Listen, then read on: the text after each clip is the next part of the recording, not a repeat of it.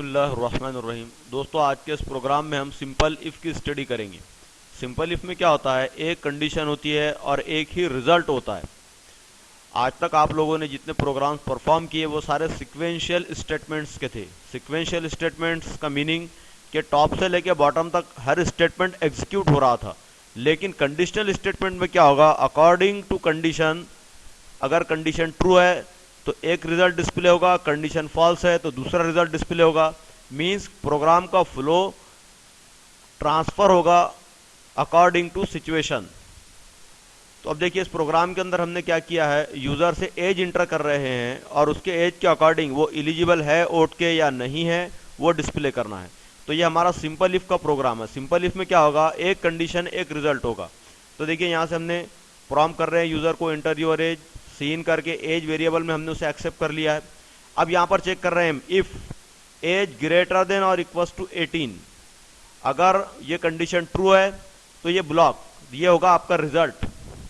यहां से बात ध्यान में रखिए, रिजल्ट का मीनिंग क्या होगा कि इस ब्लॉक के बीच में, ये ब्लॉक हमने स्टार्ट किया इफ के बाद और ये ब्लॉक यहां पर एंड किया और ये मेन का ब्लॉक एंड हुआ, तो ये रिजल्ट, ये इतना ब्लॉक आप जो देख रहे हैं ये है इसका रिजल्ट। तो इसमें और भी बहुत सारे स्टेटमेंट यहां पर हो सकते हैं। तो मींस अगर कंडीशन ट्रू है तो ये ब्लॉक एग्जीक्यूट होगा और कंडीशन फॉल्स है तो ये ब्लॉक, आपको स्क्रीन पर कोई मैसेज नहीं दिखाई देगा। तो इस प्रोग्राम को कंप्लीट कैसे करना है वो इंशाल्लाह हम इफ एल्स में देखेंगे।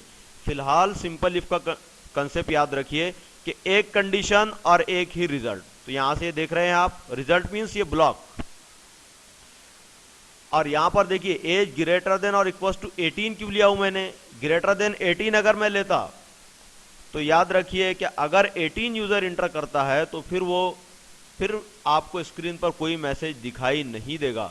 तो या तो हमारी कंडीशन क्या है वोटिंग के लिए, या तो वो ग्रेटर देन होना चाहिए 18 से या इक्वल होना चाहिए, इसलिए हमने यहां पर दिए ग्रेटर देन और इक्वल्स टू 18।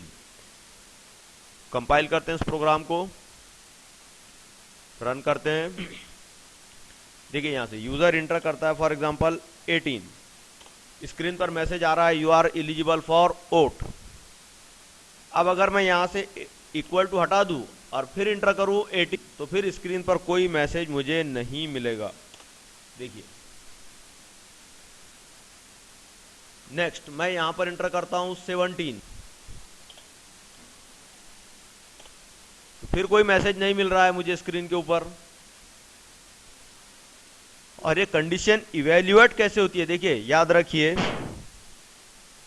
अगर यूजर इंटर करता है फॉर एग्जांपल 17, तो यहां पर इफ एज ग्रेटर देन और इक्वल्स टू 17, यहां पर आपका जनरेट होगा 1। आपको अगर याद हो गए, रिलेशनल ऑपरेटर्स के जो आउटपुट्स आते हैं वो 0 और 1 के फॉर्म में आते हैं। अगर कंडीशन ट्रू है तो 1 आता है, कंडीशन फॉल्स है तो 0 आता है।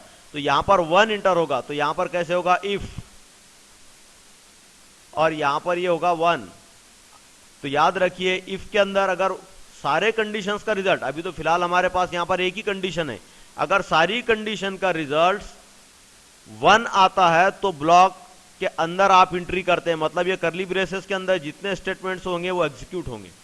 तो फिलहाल हमारे पास एक ही ब्लॉक है, इसलिए यहां पर आपका कंडीशन ट्रू है तो ये ब्लॉक एग्जीक्यूट होगा, अदरवाइज कोई मैसेज स्क्रीन पर पास नहीं होगा।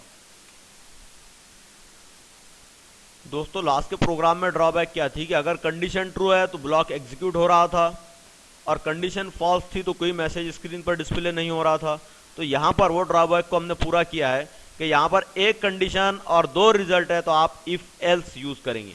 तो फिलहाल देखिए, यहां पर इफ हमने यूज किया है, कंडीशन चेक की है, अगर ये कंडीशन फॉल्स आती है तो एल्स का ब्लॉक मींस एल्स वाला रिजल्ट स्क्रीन पर डिस्प्ले होगा।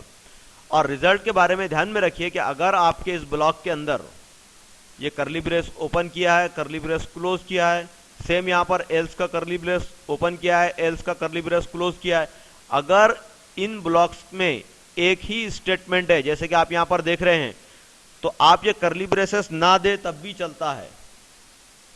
देखिए, मैं यहां से करली ब्रेसेस हटा रहा हूं,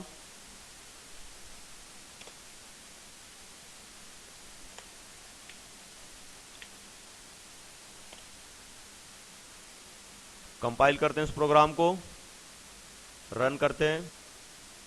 तो देखिए अब मैं यहां से पास करता हूं फॉर एग्जांपल 17। तो देखिए अब अकॉर्डिंगली मुझे मैसेज मिल रहा है you are not eligible for vote. Second time में रन करते हैं, फिर यहां से मैं एंटर करता हूं 19। अब देखिए यू आर एलिजिबल फॉर ओट।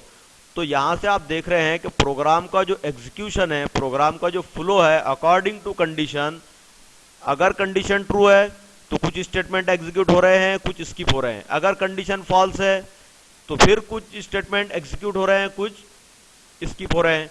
तो ये होते हैं हमारे कंडीशनल स्टेटमेंट्स। तो अगर एक कंडीशन है एक रिजल्ट है तो आप सिंपल इफ यूज करते हैं, एक कंडीशन है दो रिजल्ट है तो आप इफ एल्स यूज करते हैं। और यहां से ये बात ध्यान में रखिए, जैसे कि मैंने आपको बताया कि जितने करली ब्रेसेस ओपन करते हैं उतने करली ब्रेसेस आपको क्लोज करना होंगे। अगर कंडीशनल स्टेटमेंट्स में एक ही स्टेटमेंट है आपके किसी ब्लॉक के अंदर, तो करली ब्रेसेस आप ओपन करें, क्लोज करें या ना करें तब भी कोई फर्क नहीं पड़ता, जैसे कि आप यहां पर स्क्रीन पर देख रहे हैं। तो बाय डिफॉल्ट कंडीशन के बाद या एल्स स्टेटमेंट में पहला जो स्टेटमेंट होता है बाय डिफॉल्ट कंसीडर होता है, चाहे आप करली ब्रेसेस दे या ना दे। एक और चीज यहां से ध्यान रखिए कि हमने इफ स्टेटमेंट में यहां पर यूज किया है कंडीशन। अगर मैं कंडीशन की जगह पर कोई नॉन जीरो वैल्यू देता हूं, फॉर एग्जांपल यहां पर 5 देता हूं, तब आपका यही रिजल्ट स्क्रीन पर डिस्प्ले होगा हर बार, क्योंकि ये कंडीशन ट्रू है। याद रखिए इफ स्टेटमेंट में पैरेंथेसिस में जब नॉन जीरो वैल्यू आ जाती है तो वो कंडीशन ट्रू कंसीडर होती है। जैसे यहां पर देखिए इस प्रोग्राम को हम रन करते हैं, अब मैं यहां से दे रहा हूं 17, लेकिन वो कंडीशन तो मेरी प्रोग्राम में नहीं है। देखिए यहां पर इफ स्टेटमेंट में वो कंडीशन नहीं है। इंटर की प्रेस करता हूं, देखिए यू आर एलिजिबल फॉर ओट।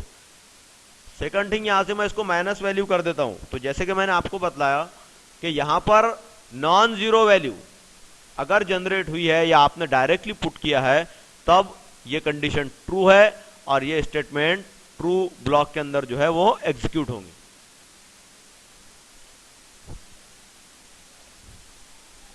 देखिए you are eligible for vote. Thank you.